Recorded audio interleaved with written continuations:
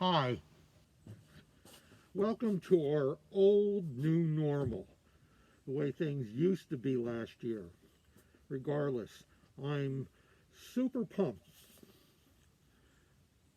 being with you. Thanks for joining me. Please get ready, because in a moment we're going to be caught in a marvelous web together. You're free to go anytime. I only hope you stick with me to the very end. All right, let me get rid of this mask and reveal my other identities. Thank God we don't need to use these anymore. In Muggle life, my friends, colleagues, patients usually just call me Dr. J. In magic circles, I'm routinely referred to as Ragnu, the okay. Something about truth and advertising. By the way, this is all happening up here in Maine on my back patio. I hope you're not too distracted. I just thought you might like the view. So far in our previous episodes, I've tried to show you a few cute little tricks. Well, enough of the small stuff. Please prepare yourselves for a miracle. And I don't use that term loosely. I reserve it exclusively for effects of biblical proportion. We're talking Old Testament now, of course. Actually, Book 2, Chapter 4, Paragraph 7 to be precise. Exodus. I bet you're all fairly familiar with the fundamentals of the story. Let me fill in a few of the lesser known details gleaned from my studies with a minion of Hasidic scholars. Excuse me, I'm going to have to stand up for this. So, do you remember long ago when Moses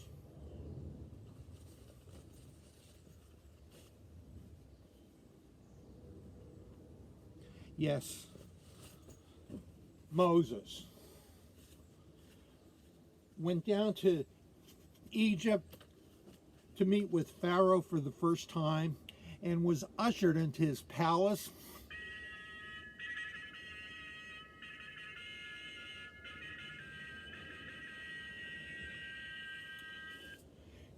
And stood before the leader of Egypt and pleaded, "So, Pharaoh, what's the problem? Lighten up a little. Let mine people go."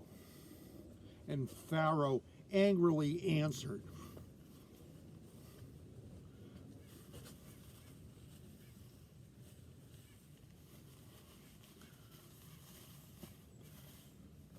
"No way! Why should I listen to you? What power do you possess?" Moses replied, "Well,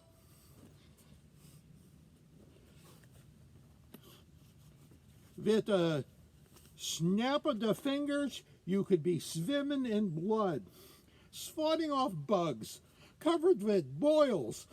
Oi!" Pharaoh shouted to his guards, "Take him away." Moses said, "Wait." And he picked up his doctor's bag, which he borrowed from his brother Aaron, who happened to be their mother's favorite. Well, at least he went to medical school. Sorry, I digress. He opened it up, reached in, and pulled out his staff and said, "Look, Pharaoh, my staff can turn into a snake." Pharaoh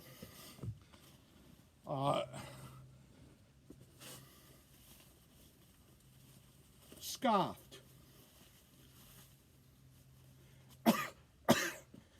And scoffed again.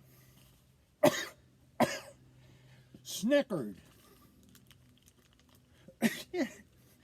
and said angrily to Moses, "Silly rabbi, tricks are for yids. My number one trickster, Ixter, will show you up." You remember Ixter, the trickster from the scripture. Pharaoh called him Ike for short. So Pharaoh summoned Ixter with his fiery snake, turned to Moses and went, "Anything you can do, Ike could do better. Ike could do anything better than Jews." I'm going straight to hell.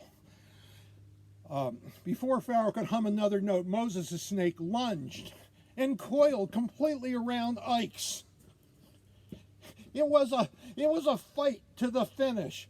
They went at each other tooth and tail. Then, when the smoke cleared, holy smoke, Moses' snake was safe and unharmed, and part of it was clutching onto the other's throat. Pharaoh was furious and fit to be tied. So he pulled and pulled, and finally was able to just pull it off. But no sooner than it came off, it jumped back on again. This time, it wouldn't budge. It was locked in a death grip. The snake wiggled and wriggled, then jiggled no more. Straight line. A few days later, at the autopsy, Pharaoh unraveled the meaning to this mystery. He realized that Moses didn't come to just hang around for a while, but was there to make a lasting impression. You see, until he did what Moses had to say, Moses was set and there to stay. And as his legend grew, no one messed with